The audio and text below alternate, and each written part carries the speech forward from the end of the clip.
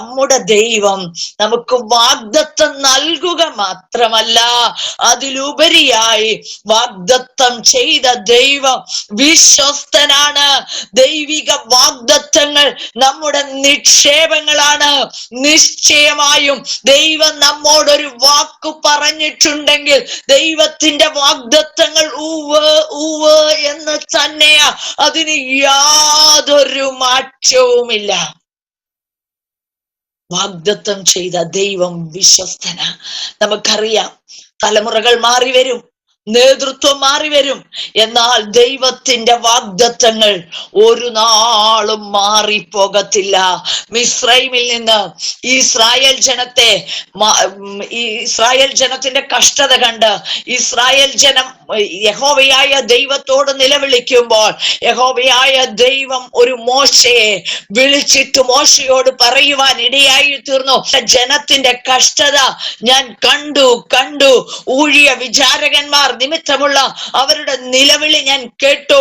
അതുകൊണ്ട് ഞാൻ ഇറങ്ങി വന്നിരിക്കുകയാ. എന്റെ ജനത്തിന്റെ സങ്കടം അറിഞ്ഞ് ഞാൻ ഇറങ്ങി വന്നിരിക്കുകയാ.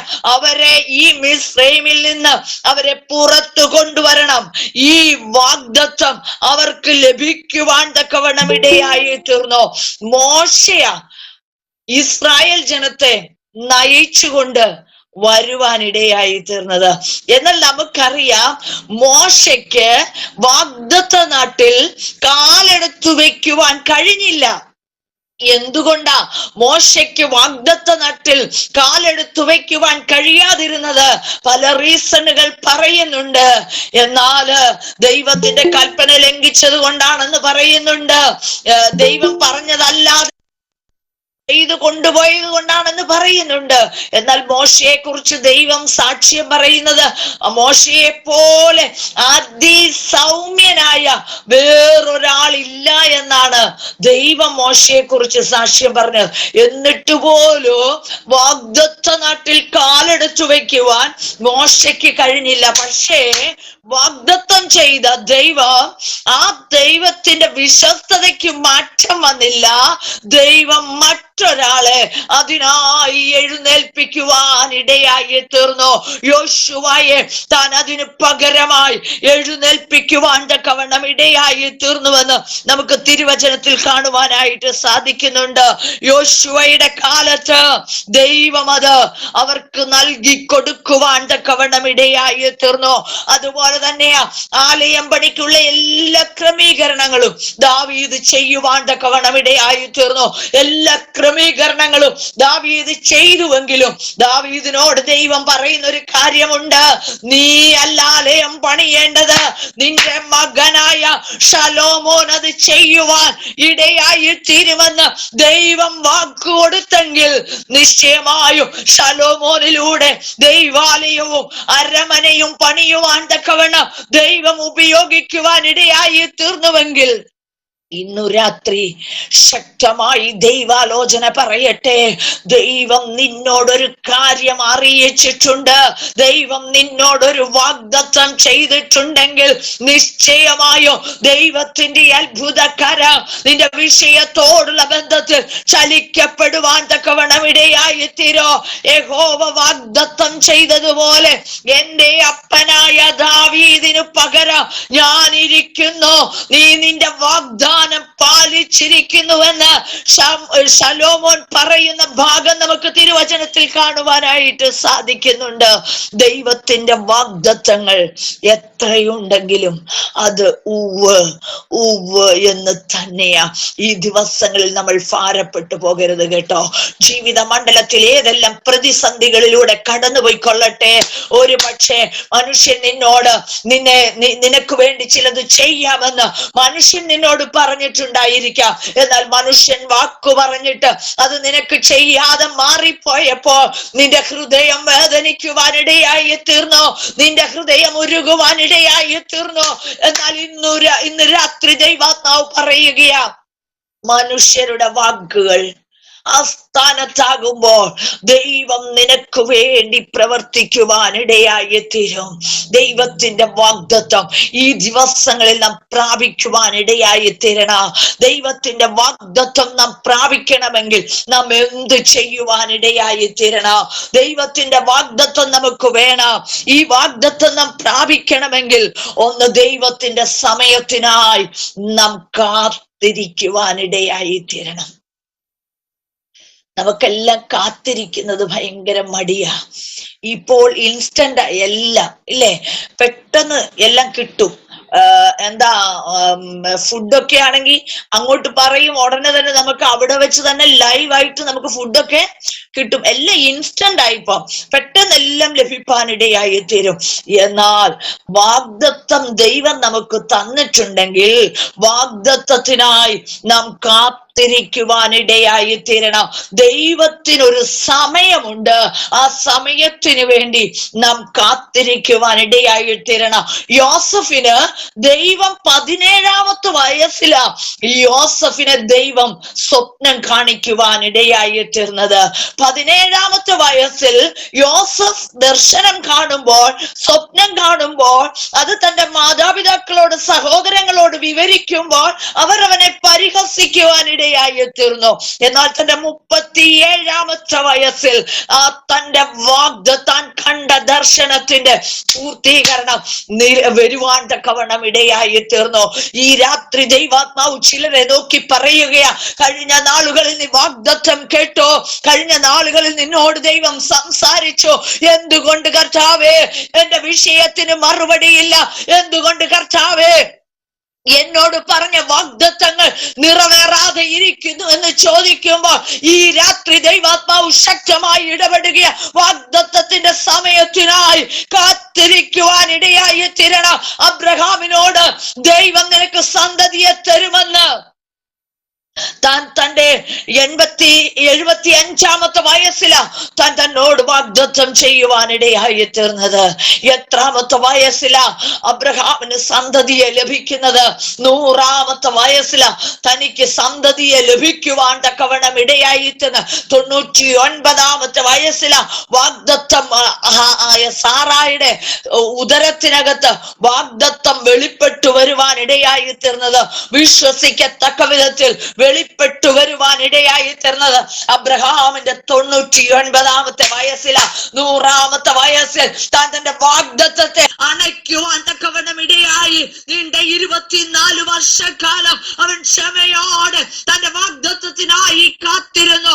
അതുകൊണ്ട് ഹബക്കൂക്ക് പ്രവചനത്തിൽ പറയുന്നു, ദർശനത്തിനൊരു അവധി വെച്ചിരിക്കുന്നു, അത് സമാപ്തിയിലേക്ക് ബന്ധപ്പെടുന്നു.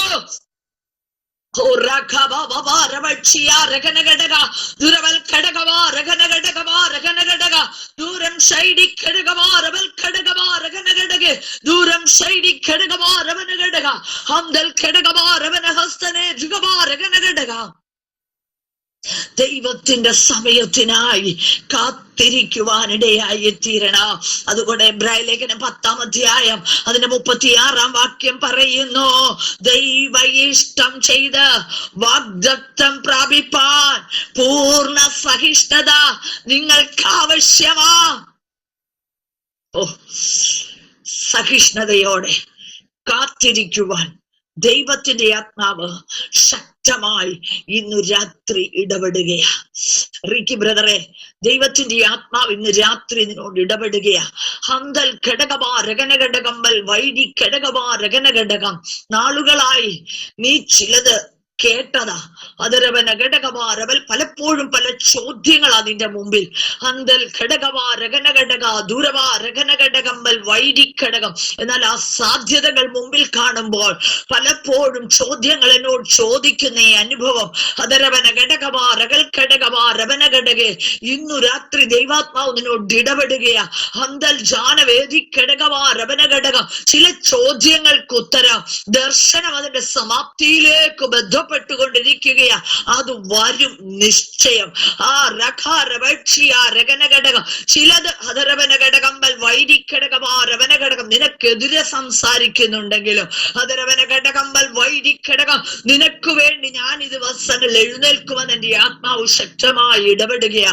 ഹരാജനാസി ഘാരവൽ ഘടകവാരകന ഘടക ദൂരവന ഹസ്ത ഘടകവാരകന ഘടകമ്പൽ വൈരിഘടകം അമ്പവാരകനഘടക ദൂരവനഘടകം. നീ ചിന്തിക്കാത്ത ചില പ്രതിസന്ധികൾ പെട്ടെന്ന് അതിന്റെ ജീവിതത്തിലേക്ക് കടന്നു വന്നത് അതരവനഘടകവാരവനഹസ്തൽ ഘടകവാരവനഘടക ദൂരം വൈരി ഘടകവാരവനഹസ്തൽ ഘടകവാരവനഹന്തന് വേദി ഘടകവാരകനഘടകേ ദൂരം ശൈരി ഘടകവാരവനഘടക.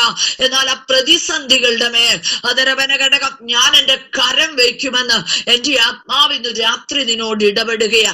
അതരവൻ എൻ മനമേ നീ വീണ്ടും സ്വസ്ഥമായിരിക്കാം. യഹോവ നിനക്ക് ഉപകാരം ചെയ്തിരിക്കുന്നു. അതരവാരവക്ഷിയാരകനഘടക ദുരവൽഘടകം നീ ഒരു സ്വസ്ഥതയുള്ളവനായി ഇരിപ്പാൻ എന്റെ ആത്മാവ് ശക്തമായി ഇടപെടുകയാ. അന്തരേ വേദി ഘടകവാരവൽഘടക ദുരവന ഹസ്തൽ ഘടകവാരകനഘടകേ ദൂരം വൈരി ഘടകവാരവൽഘടകവാരവന ഹസ്തന് പലപ്പോഴും സ്വസ്ഥത നഷ്ടപ്പെട്ടു പോകുന്നത് പോലെ അതരവനഘടകമ്പൽ വൈരി ഘടകവാരവനഘടക അമ്പവാരകനഘടകം കുടുംബമണ്ഡലത്തിൽ പോലും അതരവനഘടകം സ്വസ്ഥത അനുഭവിക്കുവാൻ കഴിയാതെ അതരവനഘടകം നീറിപ്പുകയുന്ന ചില അവസ്ഥകൾ എന്റെ ആത്മാവ് കാണുമ്പോൾ ഇന്നു രാത്രി എന്റെ ആത്മാവ് നിന്നോട് ഇടപെടുകയാ. അതരവനഘടകം വേദിക്കട നീ ആരോടും ഒന്നും പറയുന്നില്ലെങ്കിലും നിന്റെ ഉള്ളം കത്തുകയാ. ഹന്തൽ ഘടകവാരകനഘടകവാരകൽ ഘടകവാരവനഘടകം ഞാൻ നിനക്ക് വേണ്ടി ദിവസങ്ങളിൽ എഴുന്നേൽക്കും. അതരവനഘടകം എന്റെ കരം നിനക്ക് വേണ്ടി പ്രവർത്തിക്കുമെന്ന് എന്റെ ആത്മാവ് ശക്തമായി ഇടപെടുകയാ. അതരവനഘടകവാരവൽഘടകം വാരവേദിഘടകം വാരവേദിഘടകം പ്രവർത്തിപ്പാൻ ശക്തിയുള്ള ദൈവമാ. ദൈവത്തിന്റെ ആത്മാവ് പറയുകയാ, ദൈവത്തിന്റെ സമയത്തിനായി നാം കാത്തിരിക്കുവാൻ ഇടയായി തീരണം. സന്തതിയുടെ ജനനത്തെ കുറിച്ച് മാത്രമല്ല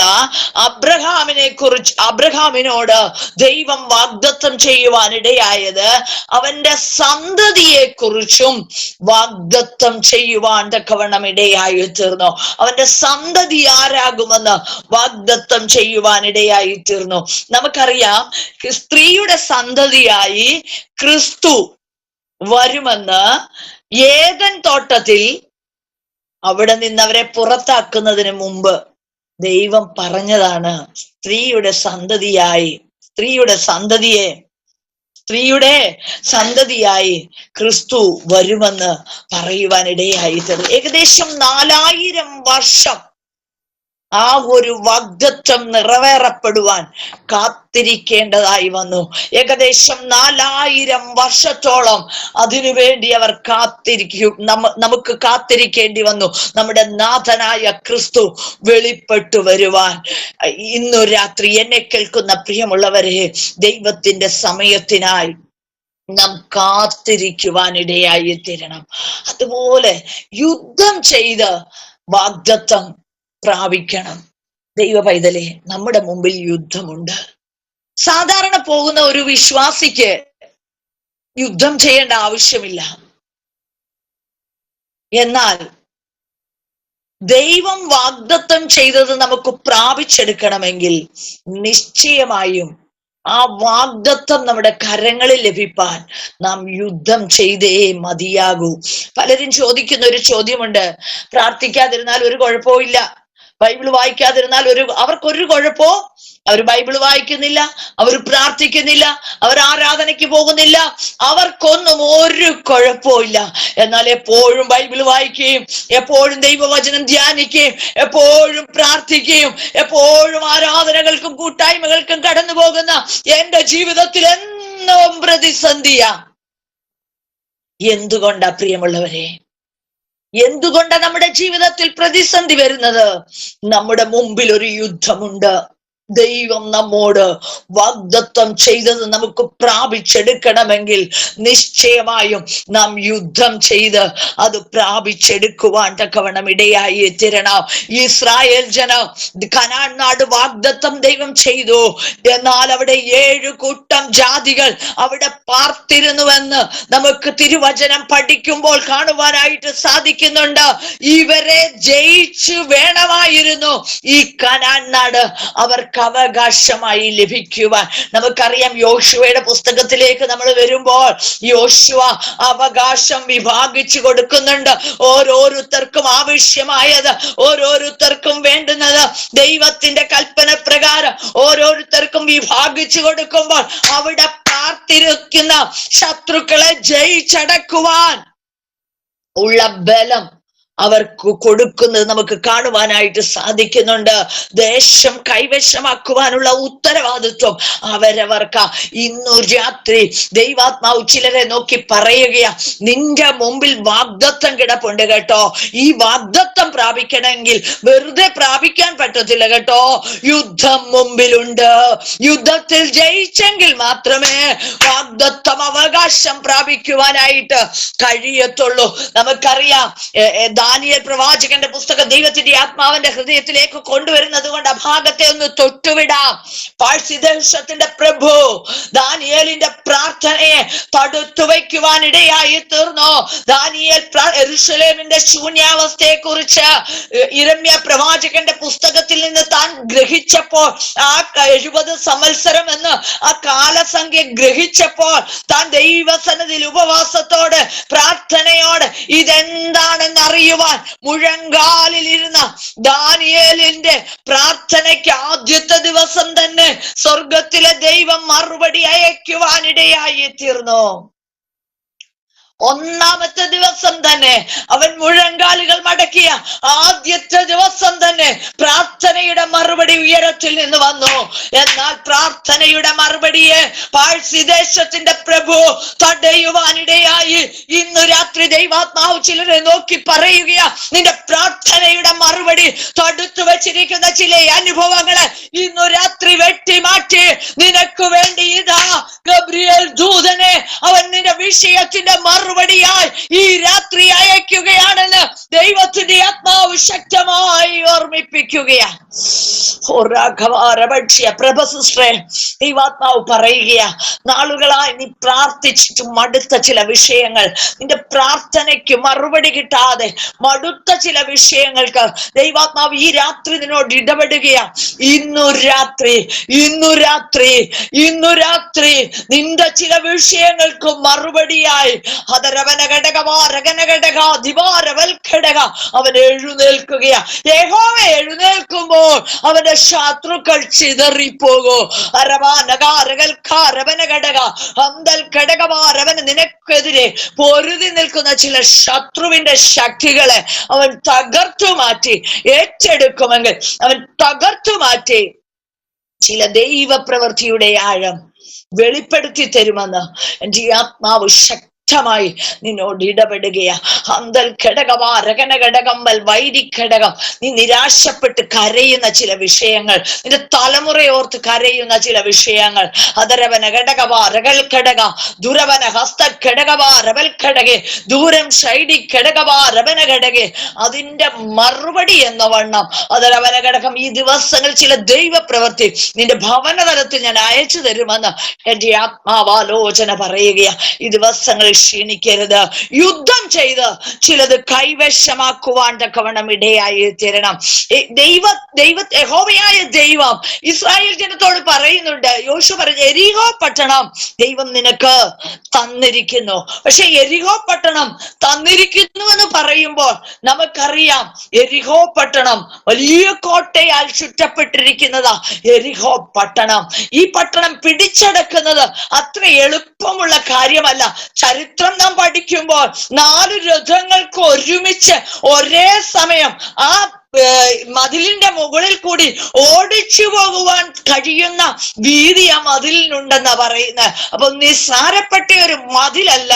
എന്നാൽ ദൈവം അവരോട് പറഞ്ഞു, ആ പട്ടണം ഇസ്രായേൽ ജനത്തിന്റെ കൈവശം തരും. ഇറങ്ങുവാൻ തയ്യാറായ ജനത്തിന്റെ കരങ്ങളിൽ യെരിഹോ പട്ടണം കൊടുക്കുവാൻ തക്കവണ്ണം ഇടയായി തീർന്നു. യെരിഹോ പട്ടണം ആ ഇസ്രായേൽ ജനത്തിന്റെ കരങ്ങളിൽ കൊടുക്കുവാൻ ഇടയായി തീർന്നു. നമുക്കറിയാം, യോശുവയും കാലേബും മോശ അയക്കുവാൻ തക്കവണ്ണം ഇടയായി തീർന്ന ദേശം ഒറ്റുനോക്കുവാൻ, കനാൻ ദേശം ഒറ്റുനോക്കുവാൻ അയക്കപ്പെട്ട 12 പേരിൽ 10 പേരും ദുർവർത്തമാനം പറഞ്ഞു.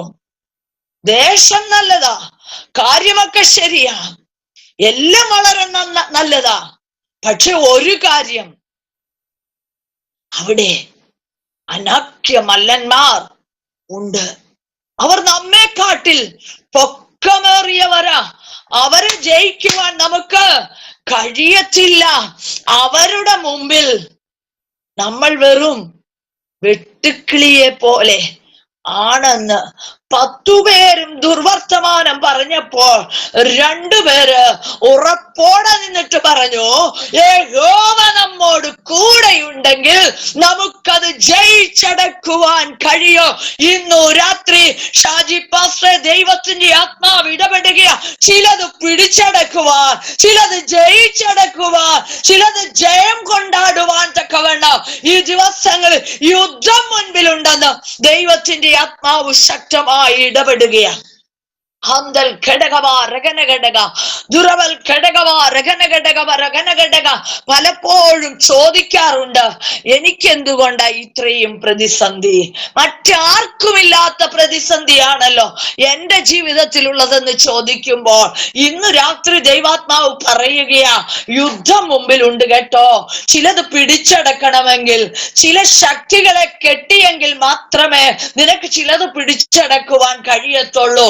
ഈ രാത്രി ദേശം നിന്റെ കരങ്ങളിൽ ഞാൻ തരികയാ. ചിലത് പിടിച്ചടക്കുവാൻ ഏൽപ്പിച്ചു കൊടുക്കട്ടെ. അന്തരാ വേദി ഘടകവാ രവൽ ഘടക, ദുരവന ഹസ്തൽ ഘടകവാ രഗന ഘടക, അമ്പംബാര വേദി ഘടകവാ രവൽ ഘടക, അന്തൽ ഘടകംബാര വേദി ഘടക. കാലേബ് പറഞ്ഞ കാലേബിനെ കുറിച്ച് പറഞ്ഞാൽ വേറൊരു സ്വഭാവമുള്ളവനാ.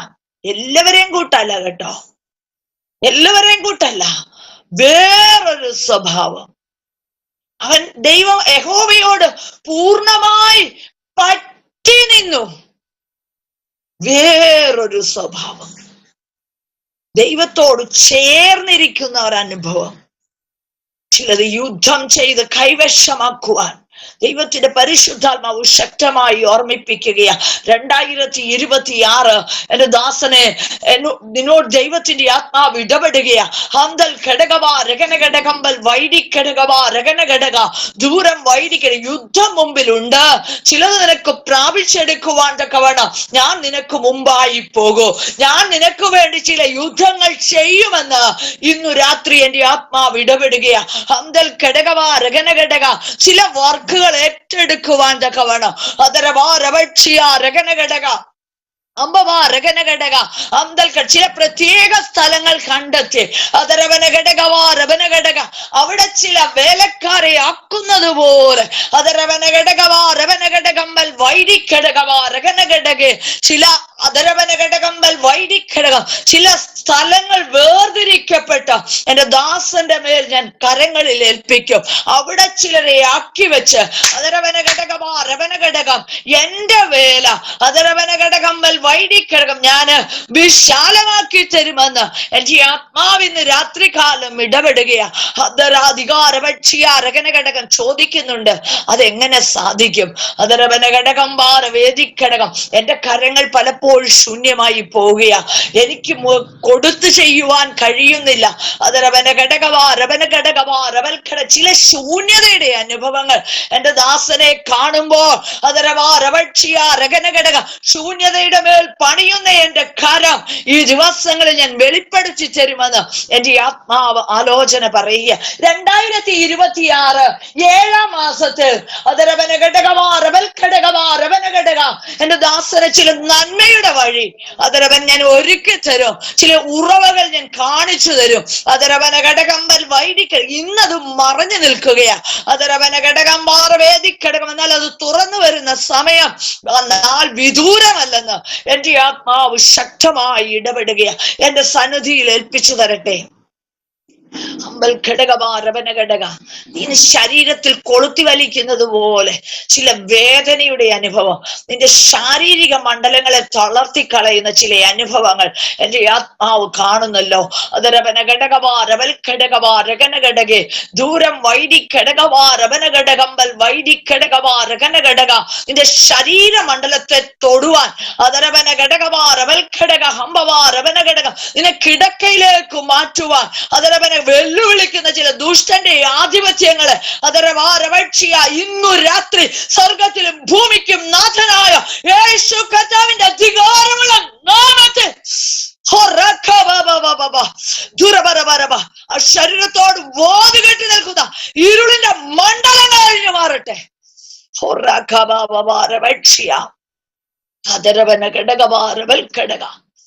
കർത്താവേ യേശു കർത്താവിന്റെ നാമത്തിൽ, യേശു കർത്താവിന്റെ നാമത്തിൽ ശരീരത്തു നിന്ന് മാറിപ്പോകട്ടെ.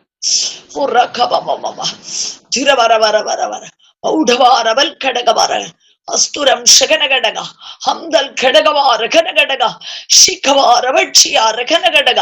യേശു കർത്താവിന്റെ നാമത്തിൽ ഞങ്ങൾ വിടുതൽ കൽപ്പിക്കുകയാണ്. ആമേൻ, ആമേൻ. യുദ്ധം ചെയ്ത് ചിലത് കൈവശമാക്കണം. ദൈവത്തിന്റെ ആത്മാവ് ശക്തമായി ഇടപെടുകയാ. സ്വർഗരാജ്യം നാം ബലാത്കാരത്തോടെ പ്രാപിച്ചെടുക്കണമെന്ന് ലൂക്കോസിന്റെ സുവിശേഷത്തിൽ നാം കാണുമ്പോൾ യാക്കോബിന്റെ ലേഖനം 2-ാം അധ്യായം അതിന്റെ 5-ാം വാക്യത്തിൽ പറയുന്നു, വാഗ്ദത്ത രാജ്യത്തിന്റെ അവകാശിയാകുവാനാണ് ദൈവം നമ്മെ തിരഞ്ഞെടുത്തതെന്ന് നമുക്ക് കാണുവാനായിട്ട് സാധിക്കുന്നുണ്ട്. എബ്രായ ലേഖനത്തിൽ നമുക്ക് കാണുവാൻ സാധിക്കുന്നു, ദൈവത്തിന്റെ സ്വസ്ഥതയിൽ പ്രവേശിപ്പാനുള്ള വാഗ്ദത്തം ശേഷിച്ചിരിക്കുക. നിങ്ങളിൽ ആർക്കെങ്കിലും അത് ലഭിക്കാതെ പോയി എന്ന് വരാതിരിപ്പാൻ നാം ഭയപ്പെടണം. വാഗ്ദത്തം നമ്മുടെ മേലുണ്ട്. എന്നാൽ ഇത് പ്രാപിച്ചെടുക്കുവാൻ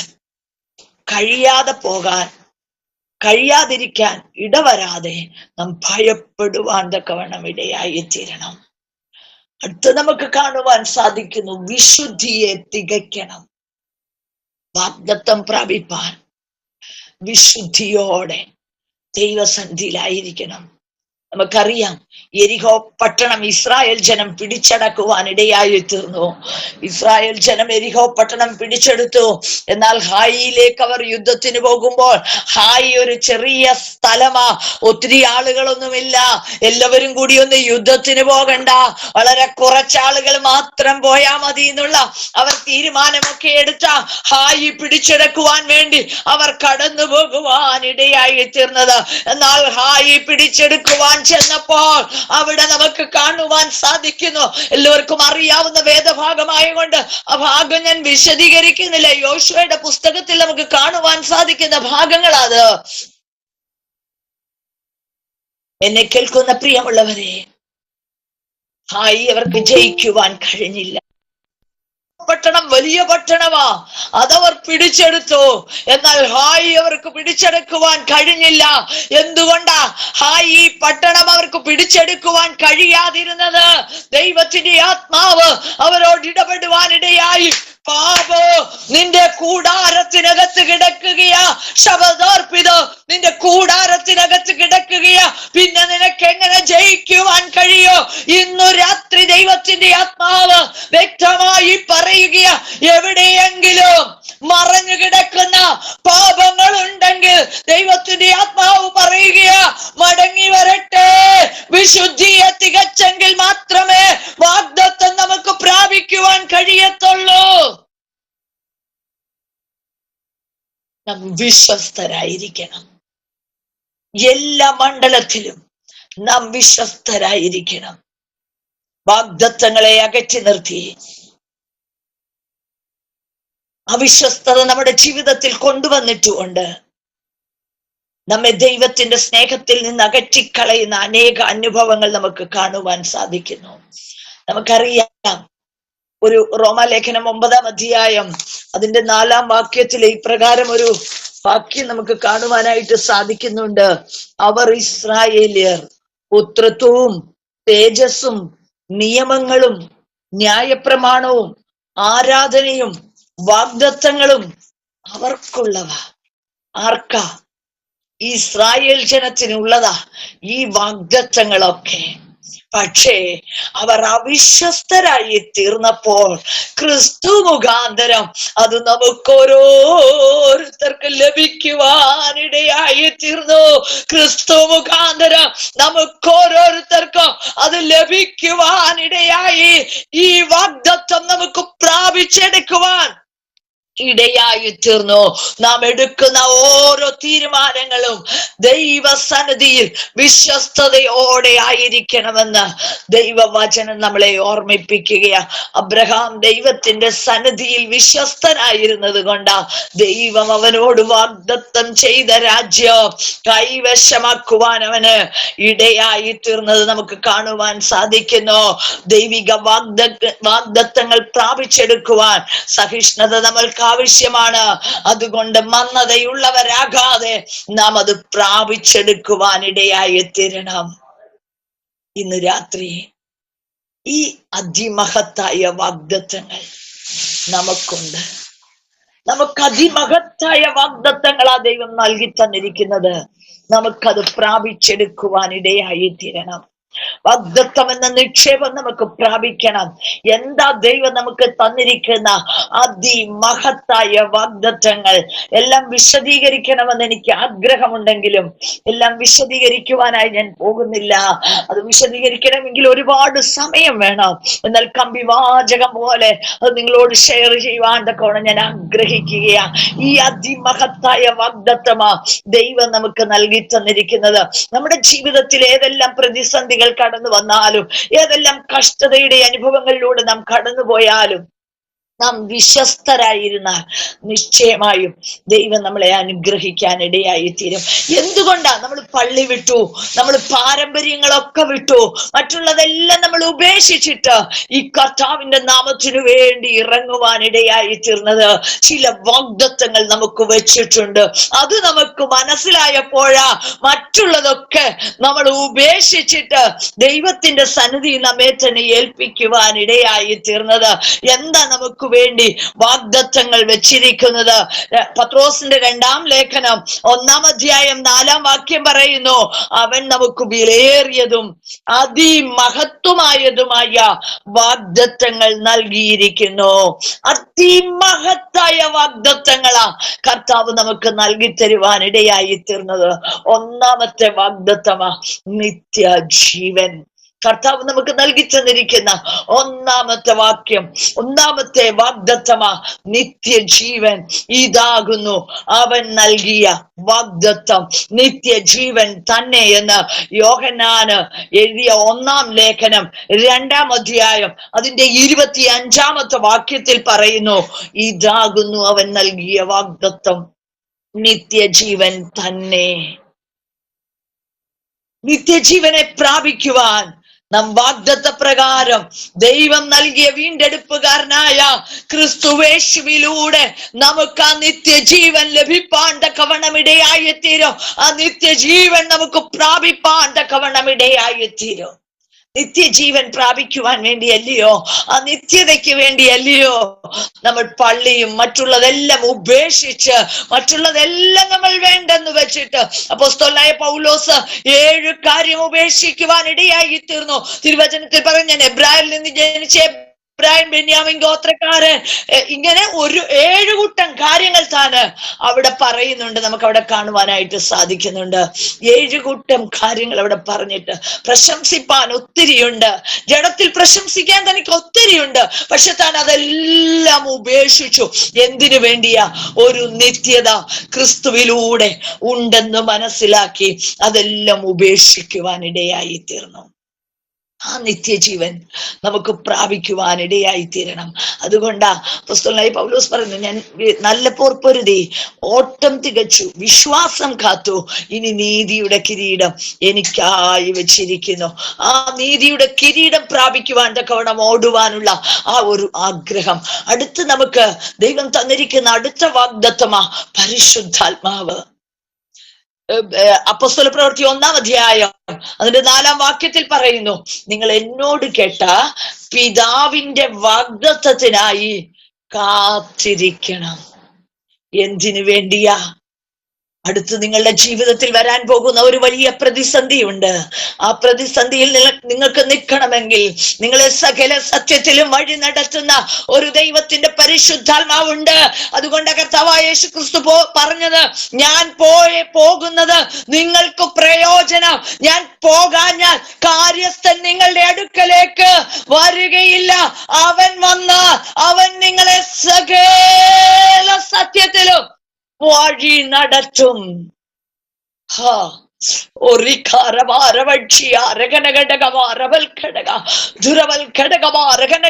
നമ്മുടെ സകല സത്യത്തിലും വഴി നടത്തുവാൻ, നമ്മുടെ കർത്താവിന്റെ വരവ് വരെയും നമ്മെ നേർവഴിക്ക് നടത്തുവാൻ, നമ്മെ വിശുദ്ധിയിൽ തികച്ച് നമ്മെ കർത്താവിന്റെ രാജ്യത്തിൽ എത്തിക്കുവാൻ ഇതാ നമുക്കൊരു വഴികാട്ടിയായി ദൈവത്തിന്റെ പരിശുദ്ധാത്മാവിനെ നമുക്ക് നൽകി തരുവാനിടയായി തീർന്നു.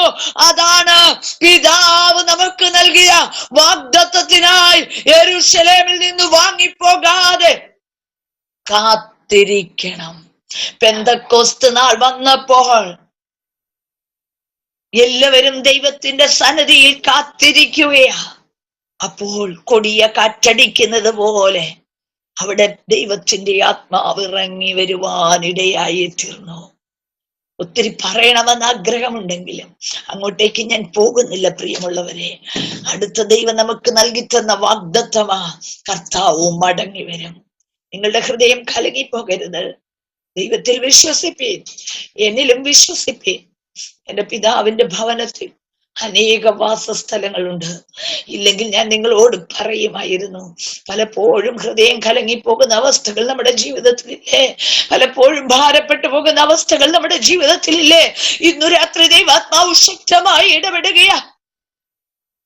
നിന്റെ ഹൃദയം കലങ്ങരുത് കേട്ടോ.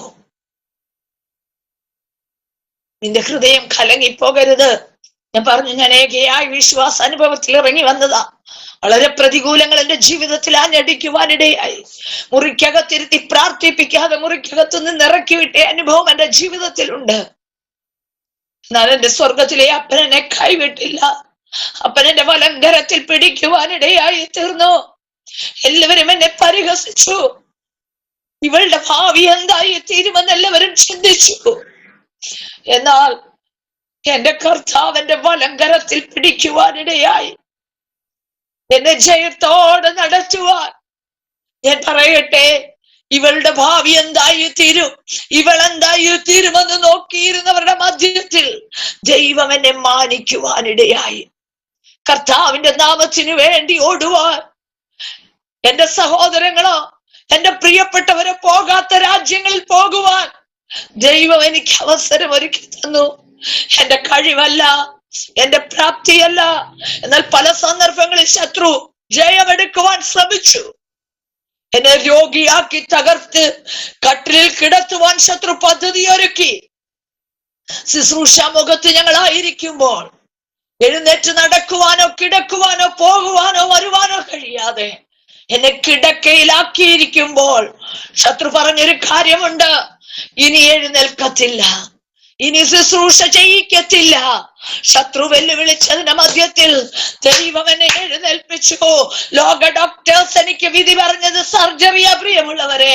എന്നാൽ സർജറി കൂടാതെ, ആ വിഷയത്തോടുള്ള ബന്ധത്തിൽ ഒരു മെഡിസിൻ എടുക്കാതെ സ്വർഗത്തിലെ ദൈവത്തിന്റെ അത്ഭുതമേറിയ കാര്യം എന്റെ ശരീരമണ്ഡലങ്ങളിൽ വ്യാപരിക്കപ്പെട്ടുവെങ്കിൽ, ജീസസ് ജീസസ്.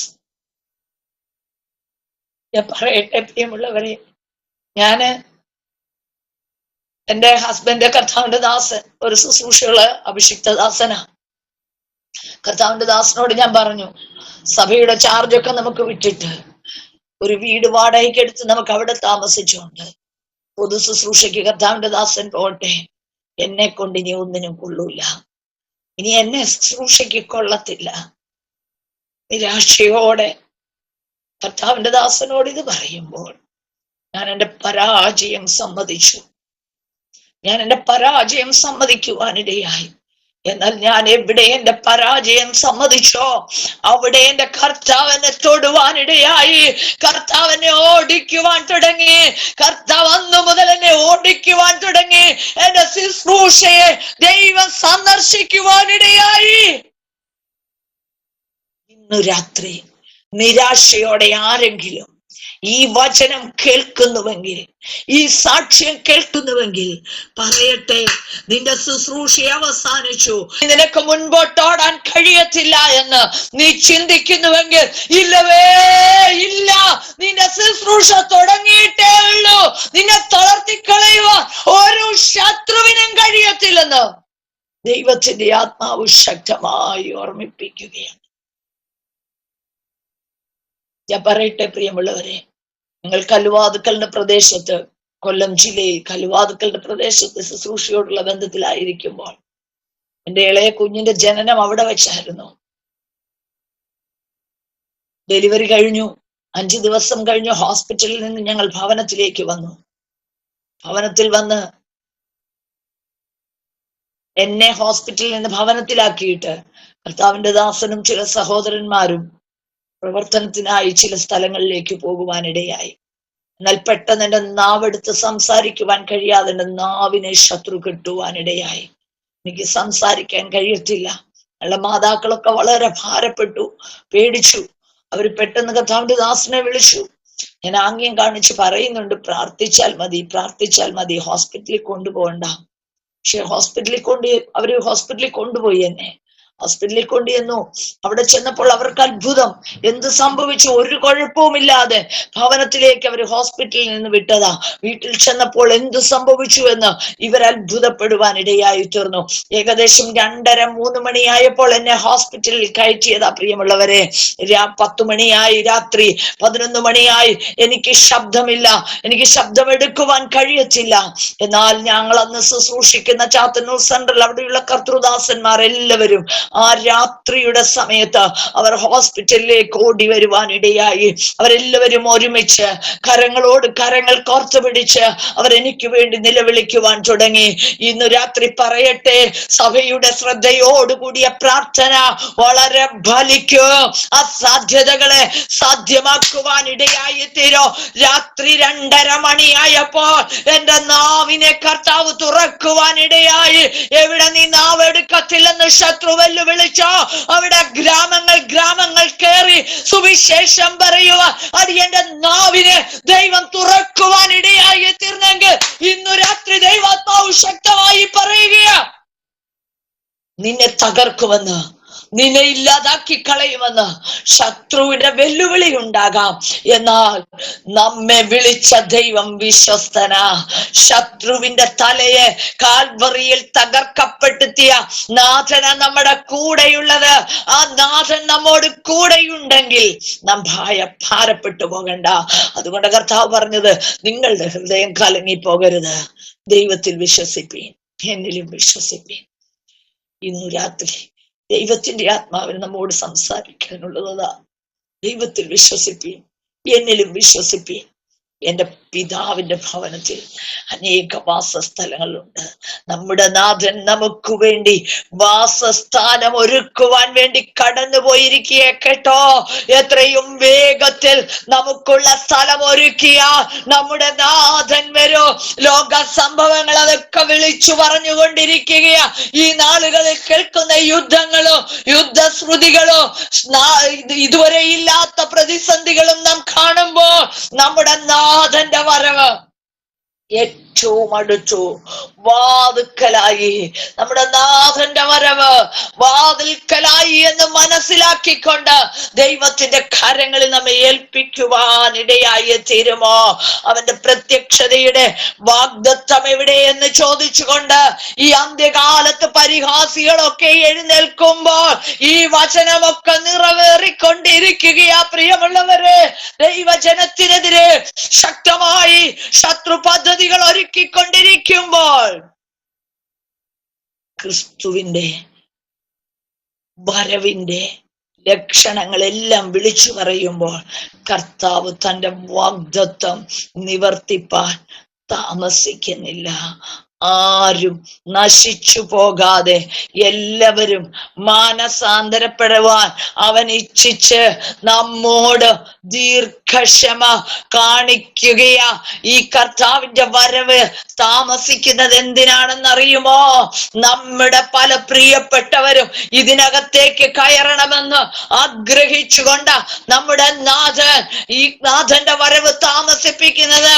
ഇനി അധികം താമസമില്ല, എത്രയും വേഗം നമ്മുടെ നാഥൻ വരുവാനിടയായി തീരോ.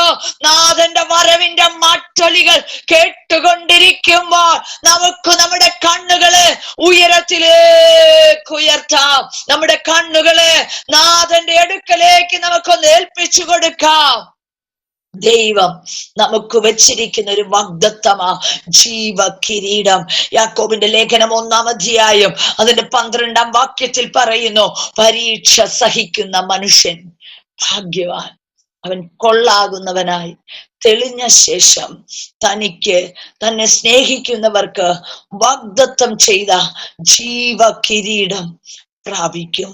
ഈ രാത്രി നമുക്കായി വച്ചിരിക്കുന്ന ഒരു ജീവ കിരീടം, നമ്മുടെ മുമ്പിൽ കടന്നു വരുന്ന പരീക്ഷകൾ, അതിനെ അതിജീവിക്കുവാനുള്ള ഒരു ദൈവത്തിന്റെ കൃപ ഈ ദിവസങ്ങളിൽ നാം പ്രാപിക്കണം കേട്ടോ.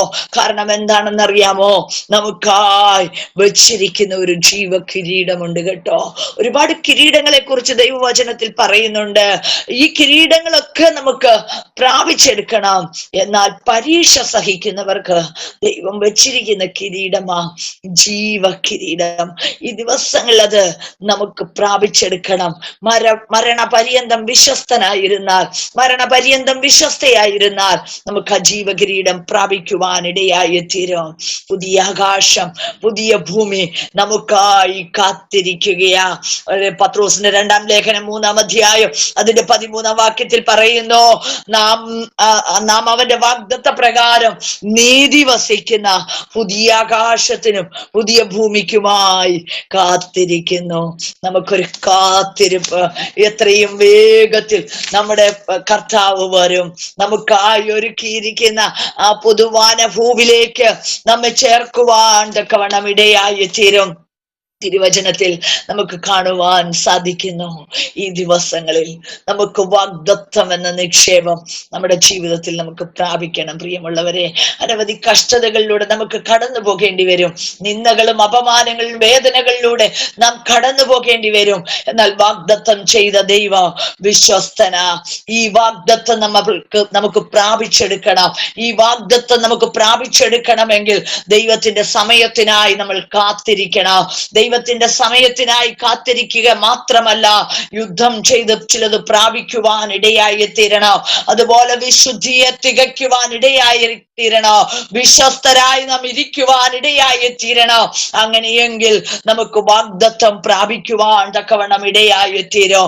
ഈ വാഗ്ദത്തം, ഈ അതിമഹത്തായ വാഗ്ദത്തം നമുക്ക് വേണം. നമ്മുടെ നിത്യജീവൻ നമ്മൾ ഉറപ്പാക്കണം. പ്രിയമുള്ളവരെ, നമ്മുടെ കർത്താവിന്റെ വരവ് നാം ഉറപ്പാക്കണം. നമ്മുടെ കർത്താവിന്റെ വരവ് ഏറ്റവും ആസന്നമായി. നമ്മുടെ കർത്താവിന് വേണ്ടി നമുക്ക് ഒരുങ്ങണം. പരിശുദ്ധാത്മാവിനെ പ്രാപിച്ചുകൊണ്ട് ആ നിത്യതയ്ക്കായി ഒരുങ്ങുവാൻ തക്കവണ്ണം കർത്താവ് നമ്മെ സഹായിക്കട്ടെ. നമുക്കായി വെച്ചിരിക്കുന്ന ജീവകിരീടം, നമുക്കായി